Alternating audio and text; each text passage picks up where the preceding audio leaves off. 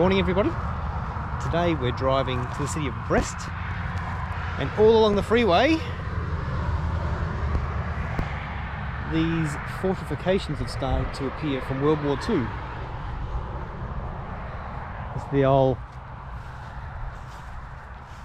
gun barracks. Pretty intimidating.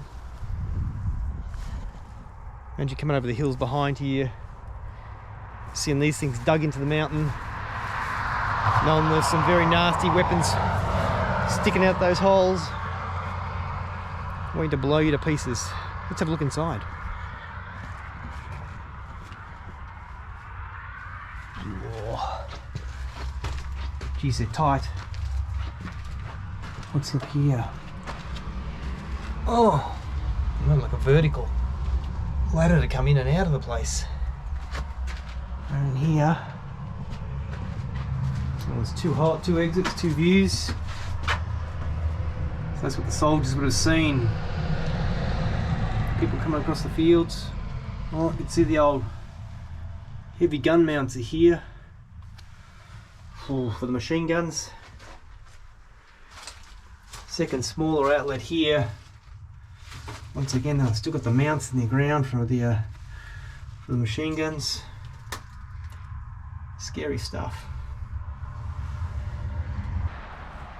Marina thinks there might be some more interesting war relics here in the field, so we're just walking into the jungle here to have a bit of a look.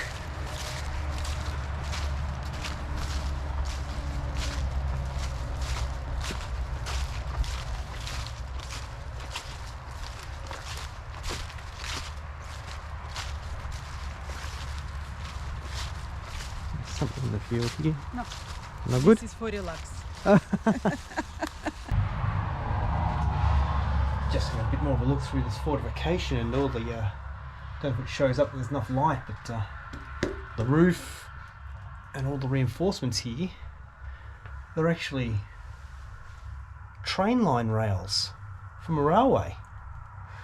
And they've just dumped a whole heap of cement on top of them. Very interesting.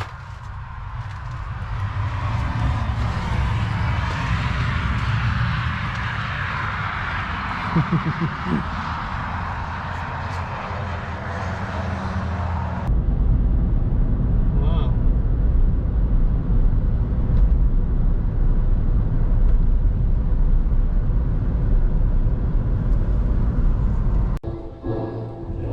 Welcome to Brest Fortress. Well, the remnants of Brest Fortress, built in the early 1800s. In World War I, it was taken by the Germans.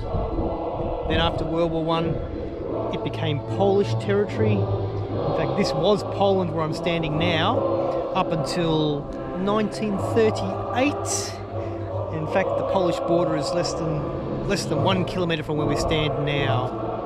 Today, what you see is a large memorial regarding World War II, because in 1941, when this was Russian territory and the Russian soldiers were based here, the Germans arrived with little or no warning and decimated this place. But two garrisons of Russian soldiers held out for 7 days. In fact, the music you can hear playing in the entrance to this memorial is the announcement of the arrival of the German soldiers.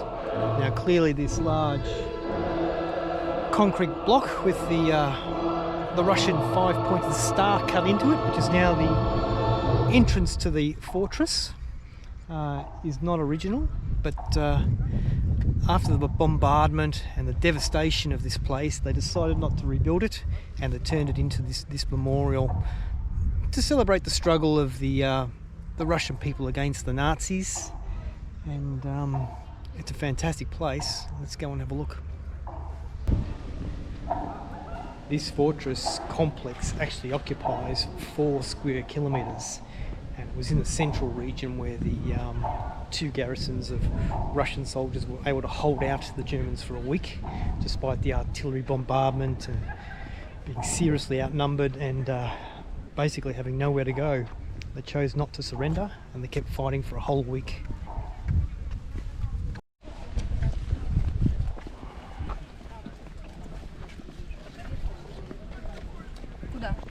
Not till you get in here do you actually realise just how massively big this complex is. This is the Aminsky Club. In English, the Army Club. I think it still might be operational inside. Door shut, can't go in. This fortress was built right on the junction in town where the two rivers meet. In fact, when they originally built this fortress in the 1800s, they had to move the town 2 kilometres so that it could be built.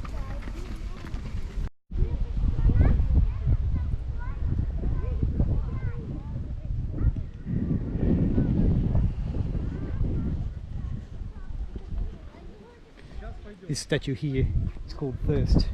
You can see the soldier reaching down with his bucket trying to find some water. The soldiers that held out here for 7 days against the Germans in World War II had no food and no water, despite being so close to the two rivers, and in the end that's what saw them capitulate, is the need for water and thirst. Hence the name of the statue, Thirst.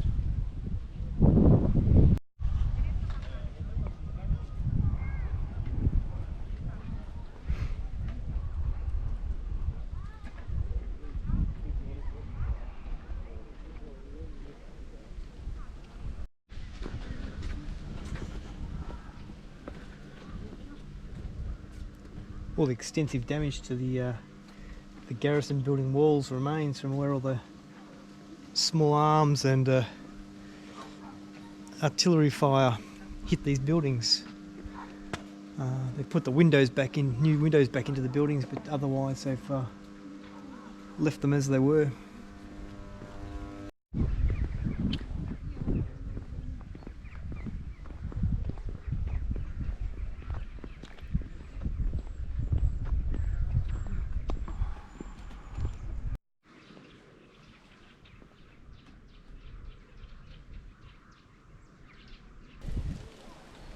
This is the Hollomski Gate, where most of the fighting took place when the Germans first arrived, and where the two garrisons of Soviets resisted them.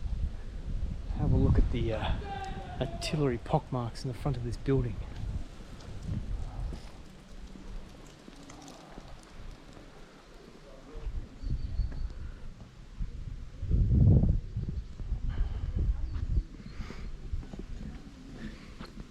Imagine the terror. You're inside, trapped, you know there's no way out. You know it's the Germans. You know they're going to show little or no mercy.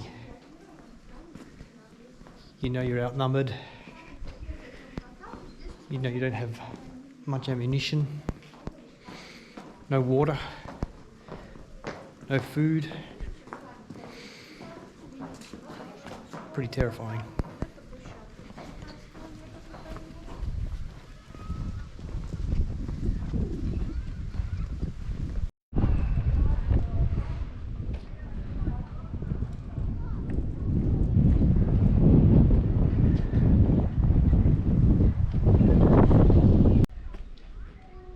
Almost nothing's immune to it these days.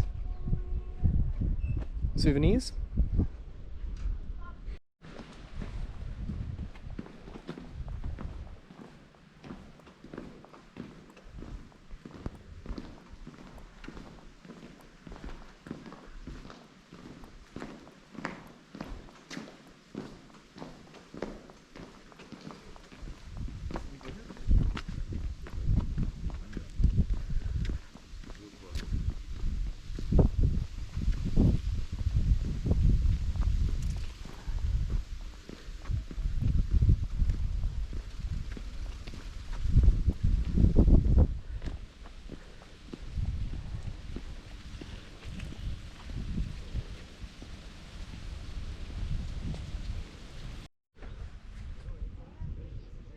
The entrance to the underground bunkers. Can't go in. Shit, look.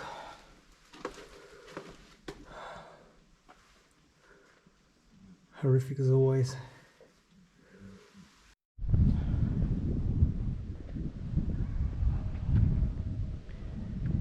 This is the back side of the Courage Monument.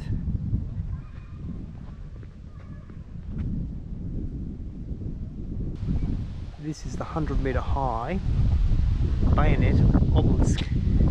It's linked to the main Courage statue. Between the main Courage Monument and the obelisk are 3 grave sections. Within these graves are 850 soldiers, but only 216 of them were able to be identified. At the conclusion of World War II, the Soviet Union, or the USSR at that time, awarded 12 cities hero status for their efforts and their resistance and their fortitude during the war. Those 12 cities included Moscow, Leningrad, Kiev, Minsk, Odessa, and a few more. 12 in total, 12 cities in total were awarded this title. Пытались по-разному определить, но я всегда говорю, что он такой наоборот удался. Это получается, видите, как бы из флага вот эта голова вырывается, внизу вот здесь еще была рука с винтовкой. Well, that concludes my tour of the Brest Memorial. I thought it was certainly worth a look, that's for sure. I don't think I really did it justice, but if you find yourself in this part of the world, certainly come and have a look. As for right now, the wind's gotten up. I reckon the wind chill's about -2 degrees, so it's time for us to go and find a pub. Until next time, thanks for watching. See you then.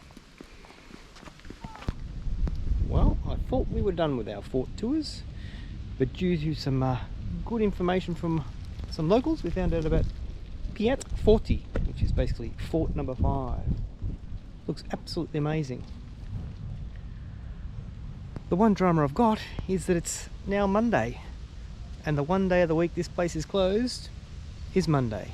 So, word for the wise, don't come here on Monday.